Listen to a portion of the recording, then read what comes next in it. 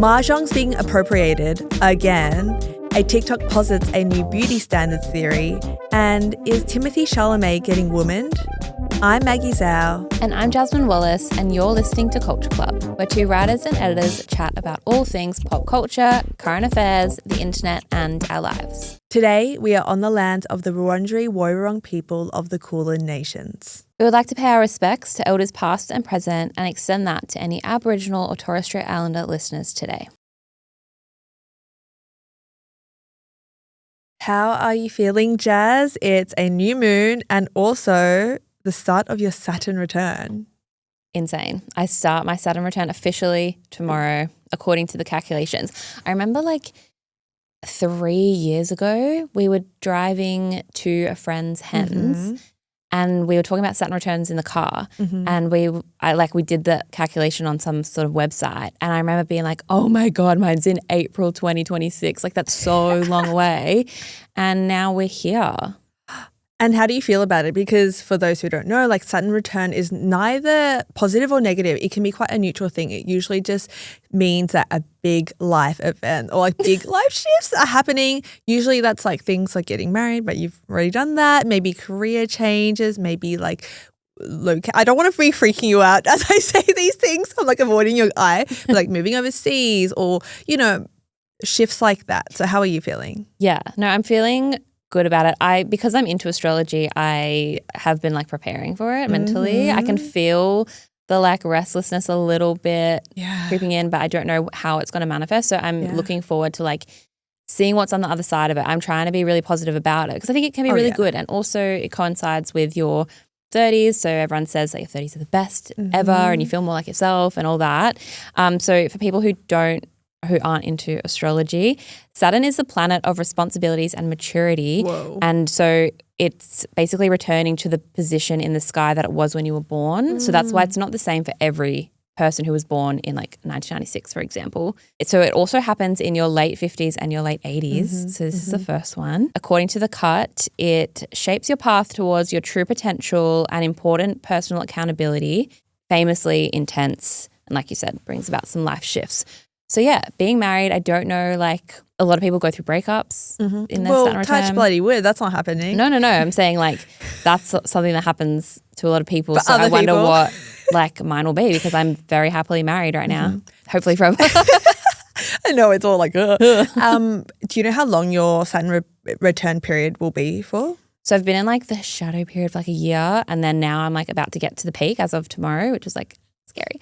And then it should be over 2027, mid 27. Yeah. So I've got a year of and I turned 30 and stuff. So who knows what it will be, but I'm feeling more centered already and feeling excited for it. So that's just the mindset I'm trying to stay in. It's good. That's almost supposed, so when you turn 25, you get your prefrontal lobe fully developed, and I felt amazing. So maybe I just have to wait for my Saturn return to feel another hit of amazing. Yeah, a lot of people do career changes as well. Yeah. But no, I'm feeling much better this week.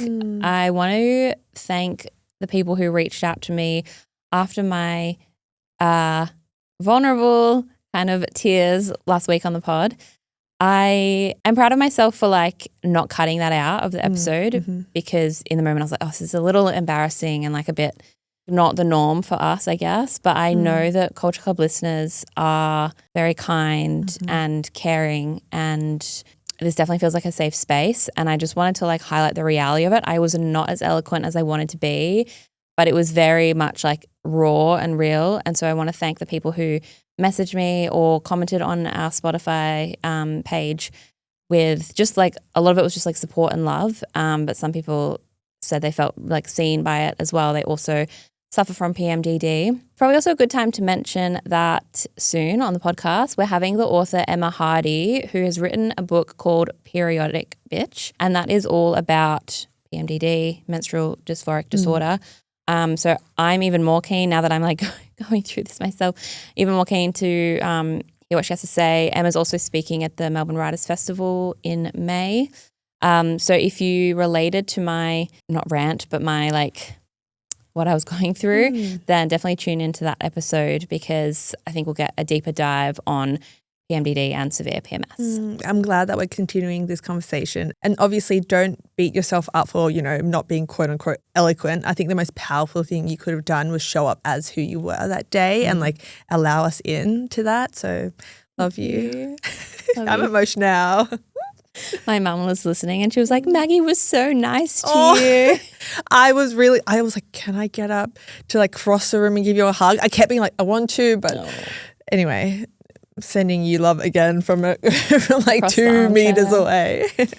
Echoing what Jas said, it is so nice when we do receive messages from listeners. So thank you so much. We want to give you a reminder that you can rate and review us on Apple or Spotify, and that really helps us out. So thank you for all your support anyway. You started a new hobby, or you kind of have revisited a hobby this week. Can you tell us more? Yeah, I bought a secondhand cello. And I've been thinking about this for a little while, and I've been searching for maybe like 1-2 months on Facebook Marketplace, and I bit the bullet and I bought a cello. So cool. I'm so excited. When I was a teenager from year 7 to 9-ish, I learned at school, and I rented a cello then. So I never owned one. So this is the first time I've ever owned a cello. Adult cellos are expensive, and like that's the thing. This was secondhand and it was $850. For real. When I saw that in your TikTok, I was like, $850. This is like the most I've ever spent on Marketplace, but I was like, I'm ready. And I've been thinking about it. I thought it would be closer to like the $500-$600 mark, but anyway, it's fine. I'm like an adult girl, and I was like, yeah, this is for my birthday, I just other excuses. And I'm really excited. I'm now looking for lessons as well. I was really inspired by a Melbourne creator, Naomi Kebbell, and she is now playing the saxophone from when she was like as a teenager. And I was like, oh yeah, you can just do that and like learn something new. So I am excited. And stay tuned in terms of my lessons. I'm a bit nervous. You can revisit hobbies. So you played it in school? In high school, yeah. Year 7 I didn't to even 9. know this. Yeah, really? I loved it so much. My cello that I rented, his name was Antonio. Like I named him. Oh, we were saying your teacher. Oh no. Rented a teacher. My cello. And obviously I think leve also has a big part to play in it. Icelandic, Chinese musician that I love. She plays the cello, and I've just been really inspired. I like pulled it out, and it's so much louder than I remember. I was like 10 p.m. at night. I'm like, but we will see how we go.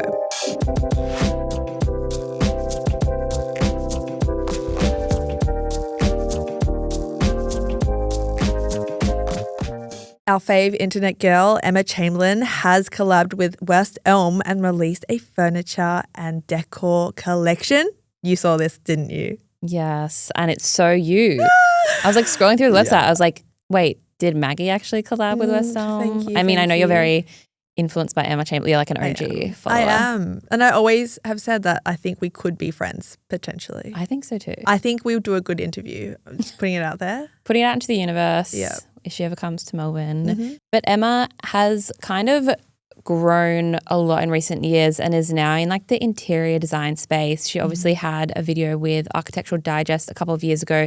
She's recently revisited her home for this collab. Well, yeah. Well, this is the thing. So back to the collab first. If you haven't seen it visually, it's quite like mid-century inspired. It's very kitschy. It's very quirky. There are some ongoing motifs like buttons, birds, like pigeons. What else? It's kind of cottagecore in a way. Yeah, very kitschy. Yeah, eclectic cottagecore. I like that. Her video, when it dropped with Architectural Digest this week, I like clicked on it so quickly. And have you seen that yet? Have you seen her revisited collab video? No, because I fear that I will be so jealous. And you're right for that. I will say, love the video. It's amazing to see. They kind of flash back to her old house and her speaking in it in the space of 3 years. Oh my God, Emma just feels so much more like herself at ease. Like she's in her other video, she's kind of like in like almost like a two-piece matching like bodycon set, like her blonde hair. She looks so different. I feel like she just feels so much more at ease in her body in terms of like even her voice was lower in this video. It wasn't like she was like, hi AD. She was more like, hey AD, you know? That's beside the point. The video itself was really fun to watch, but most commenters were pointing out the fact that it read like one big ad. Which it was. Well, yeah, they didn't disclose. Almost everything that she was showing was part of the collab, but a lot of the time she wasn't really disclosing it, being like, oh, she would just be like, oh, I love this painting, or like, I love this fruit bowl, blah, blah, blah. And then you're like, oh, like almost every single thing was part of that collab. Yeah, interesting. I wonder what the laws are like in Australia, in America, because I work in branded content in Australia and you very much have to disclose if it's an ad. And also being content creators, when people are lax on that. I know. I'm naughty, like, naughty. I have two theories for this one. If there wasn't payment exchange for this, I think West Elm would have gone to Architectural Digest being like, hey, you can use like Emma as talent for this. So like having that talent pool as well as having affiliate links for the collection. I'm not sure exactly if there was the passing of money, but yeah, that's still affiliate marketing, which you should disclose in Australia. True. You should disclose. That is true. One thing about the collection is that I am shook at how extensive it is. When you hear like, oh, Emma has designed pieces for West Elm, I might have guessed like 20 pieces. Yeah. There's 150.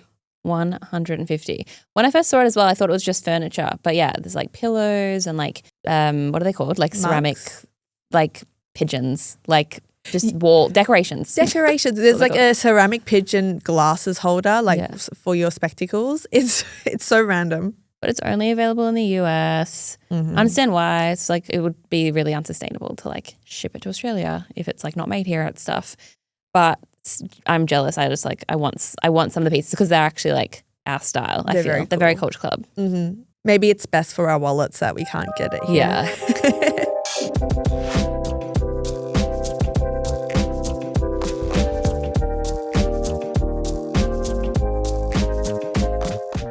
The tile matching game that originated in China in the 19th century, Mahjong, is trending again at the moment. It is having a big resurgence. I've seen it here in Australia, but also in the US. I only played for the first time this year during our family's Lunar New Year celebration. So I'm pretty new to it. Have you ever played? No, but I would like to. Well, it looks really intimidating because the tiles have all these like intricate pictures and then there's also some Mandarin characters. But I'll have you know, it's similar to Rummy Cup. Oh, I love Rummy Cup. Yeah. So it's actually not as scary as it looks, dare I say. But we are talking about it now because, yes, on one hand, it's great that it's picking up popularity and finding a home in new generations. There's even like different clubs I've seen pop up in Melbourne that you can play at. But we need to talk about a cohort of white people who are profiting off this game that isn't theirs.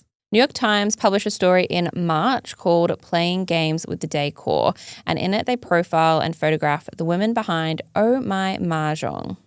Sorry. Oh My Mahjong. Like, what a name. What a name. One of the quotes from that interview from one of the founders read, Mahjong is becoming this beautiful way of hosting, not just slapping a game on the table. What? Which is weird. And I don't know why the editors would have pulled that out like that. I'm really tired of word salad at the moment. I'm really tired of like words not meaning anything. And you're right about that. I went on Oh My Mahjong's website and their like SEO tagline reads, elevated Mahjong sets and accessories, and where tradition meets modern style. What was the worst to me was they even sell Mahjong teacher courses. Sorry? When do you need like a teacher course for a game otherwise as well? Surely there's like D&D teachers and stuff and courses, right? But who's paying for that? Like you can go online and just learn something, right? Well, you got to think of the clientele here. If they're like ladies who lunch, like white women in America, it's all very like the movie The Help, then it's a status symbol to like be like, oh, my Mahjong teacher, or like I'm going to this club. It's a status symbol thing to like pay someone else to teach you rather than like being independent enough to like do it yourself. That's so true, Jas. And I didn't think about it like that. Marketing brain. Yeah. The wording of like elevated sets, where like they're upgrading this, game that's been around for so many decades. It just feels so eye-rolly to me. Like for a white person to say elevating something that is of like Chinese culture, that is inherently like racist. Yeah. It's like imperialism. Yeah. Wow. We're going like so deep. There has been a lot of backlash on this online. So we are not alone in sharing these opinions, A thread posted by American fashion editor and stylist Gabriella Carefa Johnson reads, Mahjong is an almost 200-year-old Chinese game and has been about community and gathering for as long as it's been around. No one is, quote, just slapping a game on the table. This is one of the most blatant examples of cultural theft masquerading as innovation I've seen in a while. The way that these women so confidently think they're doing something is, wow. NYT never ceases to amaze in who they choose to platform and why. Author Kat Liu also said, crying today because the people in Hong Kong and China who hand-carved mahjong tiles are disappearing, while folks will pay hundreds, even thousands, for mass-produced plastic sets that don't even resemble the originals, with big media calling them innovative or elevated. Like, huh? Mm-hmm. I think this is a good conversation reminder to realize that it is important to honor the origins of a game. We might be like, oh, it's just a game, right? I know that when we talk about cultural appropriation, we're usually using the medium of fashion when fashion has like a lot of historical or even like religious or cultural meaning. But I also think we should also have a similar opinion and care when it comes to games, because that's still part of culture. Here in Australia, the Australian Football League, or AFL, it actually originated from a First Nations game called Mangruk, which is a Gunditjmara word for game ball. And we're not saying that, people can't play AFL or people can't play Mahjong. Obviously not. I think what we're getting at is I think it's good to acknowledge the origins of it and the original creators of the game. Well, I think the issue is more just that like these white women are in the New York Times getting like a profile on Mahjong, which is like a Chinese game. Yeah, and the way that they're trying to remarket it when it's like centuries old. That's the issue here. It's definitely not that white people can't play Mahjong or can't play AFL. I laugh because it's like such an Australian game now that it's like a like in white Australian culture, I'm saying. Yeah. But yeah, that's just the icky part. So we're not doing that. Let's play Mahjong the way it was meant to be played.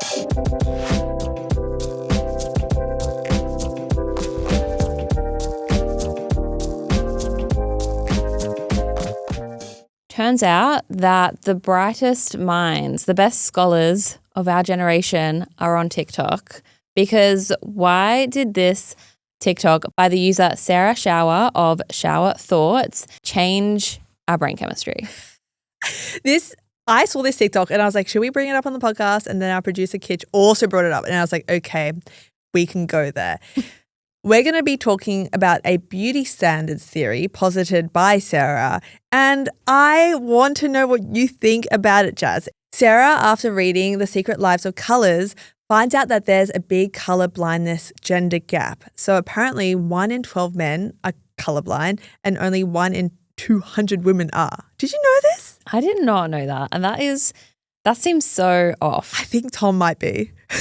He always will be like, oh my God, I love that green thing. And I'm like, that's blue. I genuinely thought he was being dumb.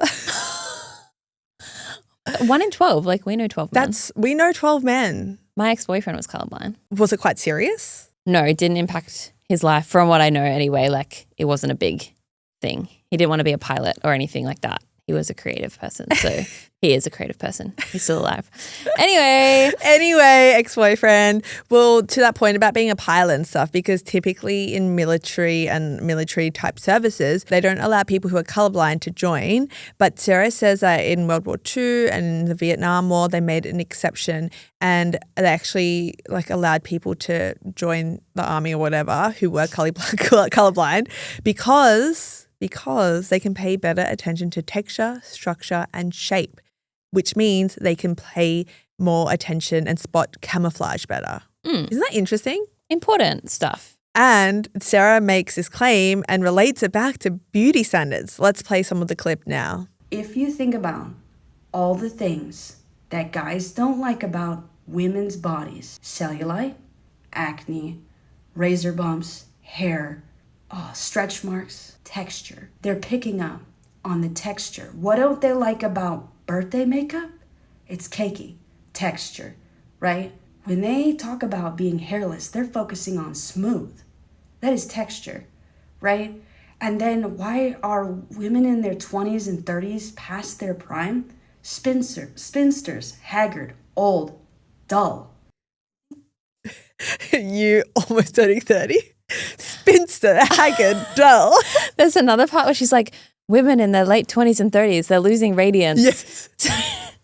So they like look different to men who are colorblind. I think that was getting a bit deep in it. But the way she's like so serious, and all the comments were like, you need to do like a side thesis on this. Well, she does. Her background is in a bit of statistical research and stuff. So this could happen. I also love this because you can tell she's got this the revelation is coming. It's becoming physical as she's talking. She's also a lesbian, which I love because it's like she's kind of outside the performance of male gaze. So I think sometimes it can be easier to not be objective, but to examine this. Oh, that's an interesting point as well. I think there's something in this for real. Like why it's a good theory. If men who are colorblind see the world differently and see bodies differently, then those complaints of like, you can't have razor bumps and stuff and acne, etc. That kind of checks. I still think it's wrong. Like I still think like, why are you like judging someone on the way they look?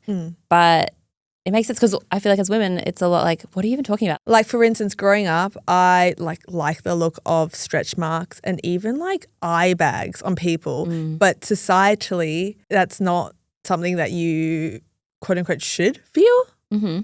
Because that's the way that we've been conditioned. Yeah. But it's like if we look at it objectively, these are just like marks or like different colors or texture on skin. Am I going too far deep? No. Like they shouldn't mean anything, right? But there's like two things that are like overlapping like a Venn diagram here. You've got like the beauty standards of like patriarchy, which is youth. Youth is rewarded, capitalist society. But then there's also the male colorblind thing. So they're kind of overlapping. Definitely. And to the point, there was a commenter being like, wait, what do you mean by only 1 in 12 men are colorblind? So is it 1 in 12 men who think like this? And then the OP was like, no, it takes like one man to kind of set this ideal and it's like a dominant thought. Because now we internalize some of these opinions as well, right? And it's not like we're colorblind. It doesn't mean like if you're colorblind, you think this way. No, it's a good theory. Yeah. It's interesting. I think someone else should, she should expand on it. There was a commenter that said, the most recurring compliment my colorblind boyfriend gives me is that I'm soft. This has had nearly 1 million likes, by the way, on TikTok. 1 million at the time of recording. Yeah, people are really seeing something in it. And I think what it's shone a light on is that you're right. Patriarchy is obviously such a commanding force in all women's lives. And beauty standards do feel kind of frivolous in a way because it is defined by patriarchy, class, race, ageism, sexism, all the isms, right?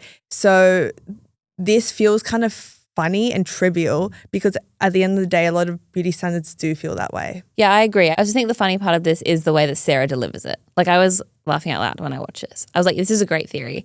And it's also so funny because like you said, you can see the cogs in her wheel. Like she's got the book in front of her. It's like she was reading it and then she's like, oh my God, she like sets up the camera and it's like telling us this theory. I want to like see more of that. Yeah, like, it feels like she's like decoding like the Tutankhamun something. The hieroglyphics. She's like, wait.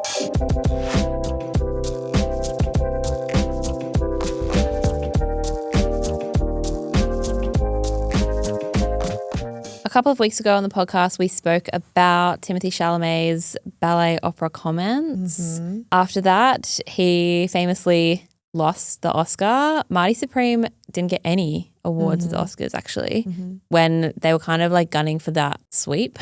In the weeks since, a lot of the Timothée discourse has died down. One article by Atega Owagba for Grazia is asking if Timothée Chalamet is the first male celebrity to get womaned. Oof. When you sent this through, I was like, oh my God, he has been womaned. And for those of you who don't know, being womaned is a phenomenon where a public figure, like a female celebrity, suddenly becomes unpopular with the masses after experiencing like high levels of fame and adoration, and it's seemingly like an overnight switch. Yeah. We saw this, I feel like the example used the most is Anne Hathaway. I feel like we were a little bit too young to like remember when that happened. Like I remember it vaguely, But I guess the most recent example is probably Chapel Roan. I think she still had, like, we can see that a bit more clearly of like, this is what's happening. Like, it's a smear campaign against her and like she's actively being quote unquote womaned. So I think more people like rejecting it, being like, no, still love her. But we see it all the time. I think another one probably is Sabrina Carpenter, would you say? Interesting. I don't know if she has been womaned. I'd say Taylor she's Swift. Close. I think Sabrina was close when she was doing the Juno tour. Yeah, true. With all her like the positions and stuff and like people kind of like getting a bit sick of it. Definitely Taylor Swift, Reputation era. And would you say she's been woman now after the Life of a Showgirl? Yeah, a little bit. It's often to do with how much exposure someone is getting and how much they're like in the news and how much they're like in your face or supposedly in your face. But when we're talking about Timothy, Ortega kind of points to when he started dating Kylie Jenner as one of the first reasons why people started to turn on him, like early signs. Do you remember this? Yeah. I'm really questioning the way that people talk about Kylie Jenner because we're seeing it so much on our own personal socials.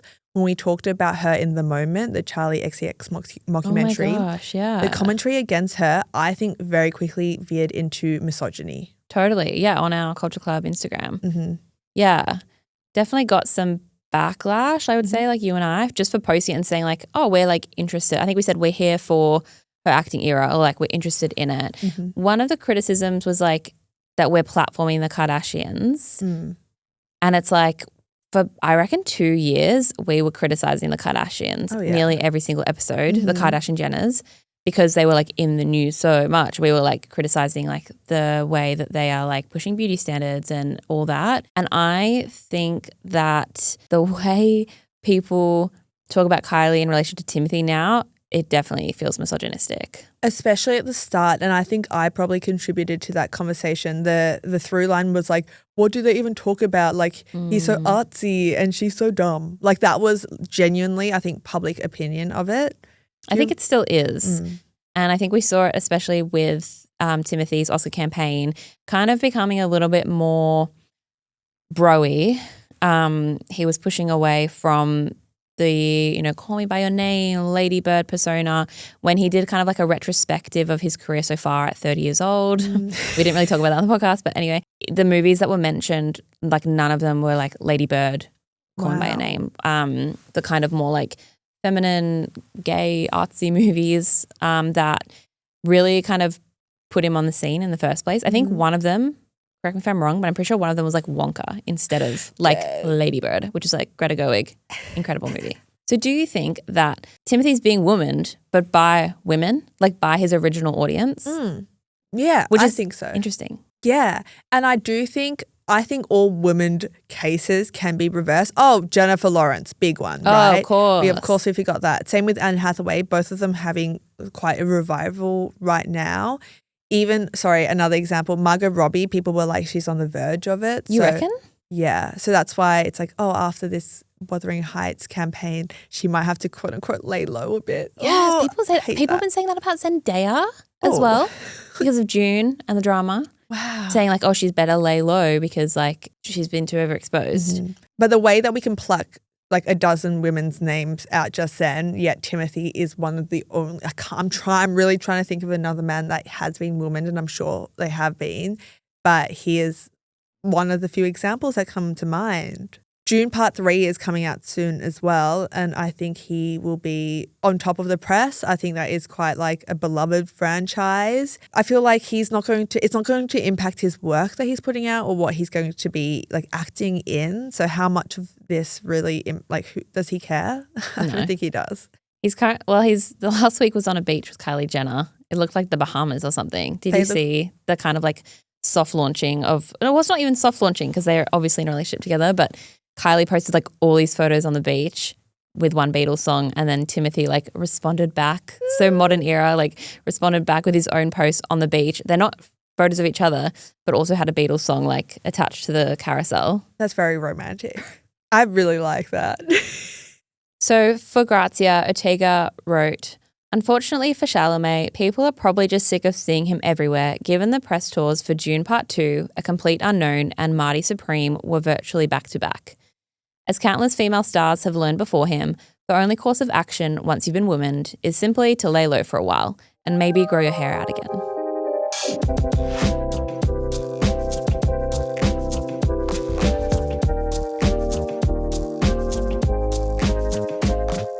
It's now time for Bookmarked, where we share a recommendation from the week of something that we have enjoyed watching, reading, or listening to.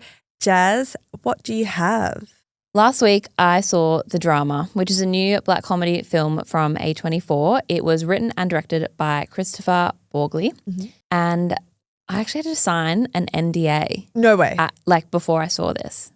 No way. Because we go to a lot of screenings. We've never been asked to sign an NDA. Yeah. It was like, you must, I hereby will not talk about this. It was until the 31st. And it was from gagged. New York. Yeah. Gag order. But now I'm free.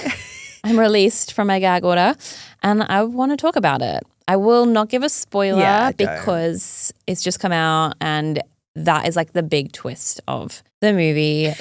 Can I ask? Because we talked about the trailer when it dropped because, of course, Zendaya, Arpat's massive cast. We posited some theories about what the twist could be. We said things like, oh, she murdered someone and whatever else.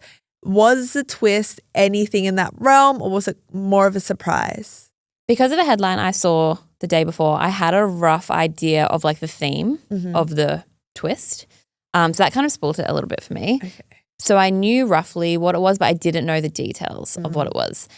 It's so hard to say without spoiling. Let me just say the plot as well. So this couple who are played by Zendaya and Robert Pattinson are about to get married. It's the week of their wedding. And 2 nights before their wedding, they are out for dinner with 2 of their best friends who are a married couple as well. They start going around the table of what's the worst thing you've ever done? And Zendaya's answer kind of creates all of this chaos. There's a lot of moral grey areas and I think it will spark some interesting conversations amongst people. It's a very American issue, I will say. Oh. So it's a very cultural movie. That is a cultural movie. It's a movie that feels like a movie. Okay. It's hard to talk about because you don't want to spoil it. Yeah. I thought it was a good movie. Yeah. It was very suspenseful. It was very stressful, especially someone who just got married 6 months ago and knowing I can't even fathom the stress that they go through and what eventually eventuates. The characters are very imperfect.